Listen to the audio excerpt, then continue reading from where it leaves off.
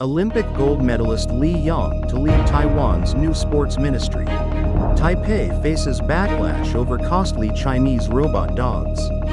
Jiang continues concert safely amid Yilan magnitude 6 earthquake. 5 journalists among 20 killed in Israeli hospital strike. Trump hits India with 50% tariffs over Russian oil purchases. Korean Air to buy 103 Boeing jets as Trump pressures trade partner. Typhoon Kajiki hits Vietnam, floods Hanoi streets. Taylor Swift and Travis Kelce announce engagement.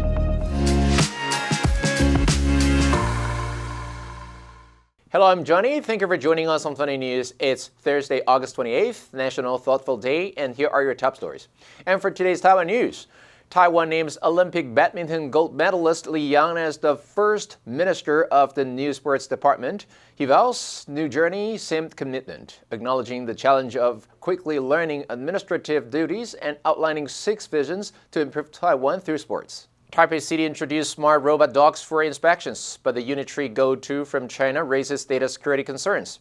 Reports revealed Taipei spent over $70,000 per unit plus millions on R&D, while the robot costs under $7,000 locally, sparking procurement law doubts.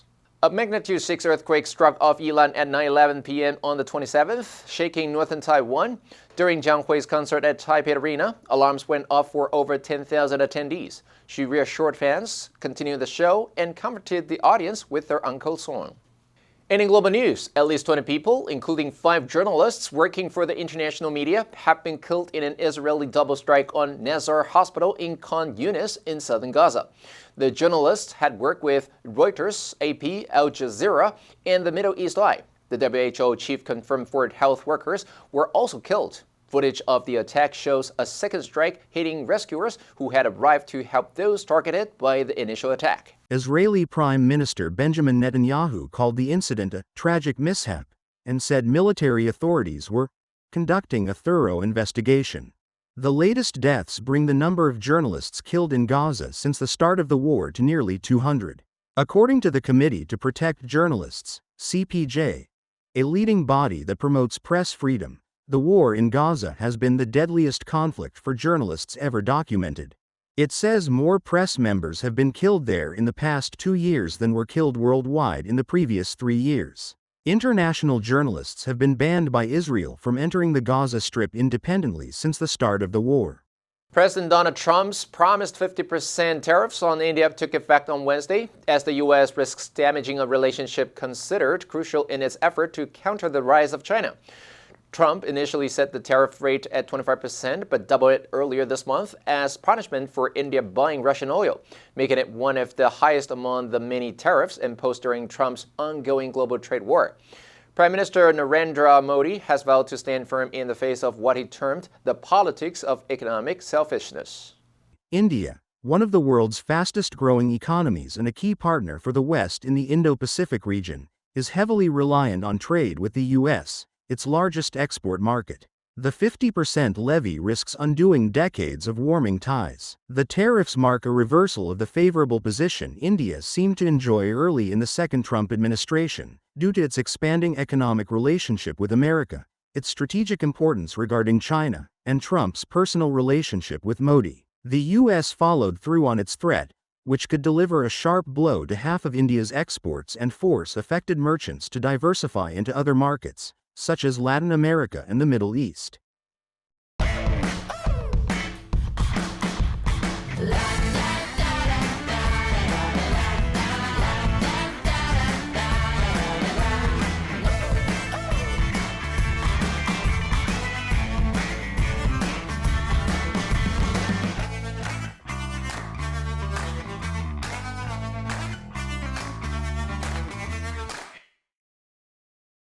U.S. aviation giant Boeing and Korean Air announced a deal worth about $36 billion on Monday for 103 planes, as President Donald Trump presses trading partners to do more business with American firms. The deal includes 787, 777, and 737 passenger jets. Korean Air boss Walter Cho said the new jets will come at a pivotal moment and will modernize the South Korean flag carrier's fleet, ensuring it stays competitive as it merges with Asiana Airlines. The agreement was announced just hours after South Korean President Lee Jae-myung met with Trump in Washington to discuss the 15% tariffs imposed by the U.S. The deal was unveiled during a meeting between government representatives and business leaders from the two countries.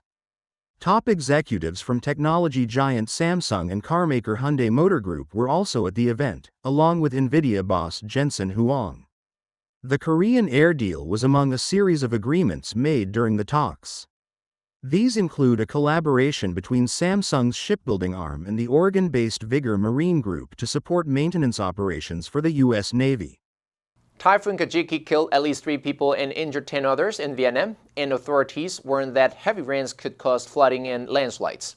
The government said the storm damaged nearly 7,000 homes, inundated 28,800 hectares of rice fields, and felled 18,000 trees.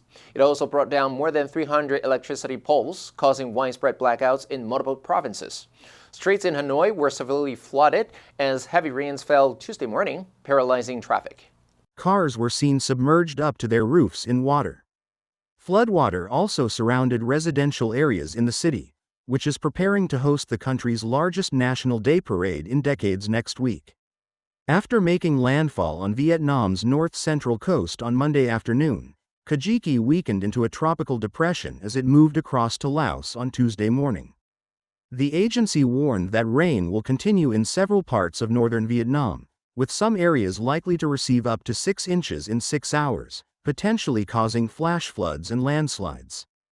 Kajiki also skirted the southern coast of China's Hainan Island on Sunday, forcing the city of Sanya to close businesses and suspend public transport.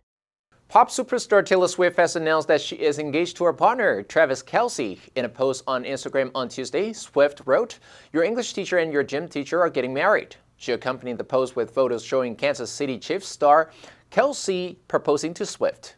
The photos showed the partner embracing and holding hands, with Swift wearing her diamond engagement ring. The post received more than 18 million likes within 4 hours. Kelce's team declared, "Today is a fairy tale," in a post on X. Swift also posted a heart on her Instagram story, with her song So High School from the anthology version of the album The Tortured Poets Department, which is said to have been written about her fiancé, playing in the background. Swift, who recently concluded her record-breaking Eras tour, is one of the biggest music stars on the planet, with a suite of awards to her name. Much of her songwriting and back catalog has been about previous relationships. Fans have pored over the lyrics to try to guess who the subjects of her songs are. In recent years, Swift and Kelce have been spotted together at numerous events, and the NFL star has also appeared at her concerts. The answer for yesterday was A, reference. When writing your essay, make sure to include proper reference to support your arguments. Did you answer correctly? Now let's delve into today's news. Trump hits India with 50% tariffs over Russian oil purchases. Number 1, levy, 征收税款费用等，苛征. The government decided to levy a new tax on luxury goods.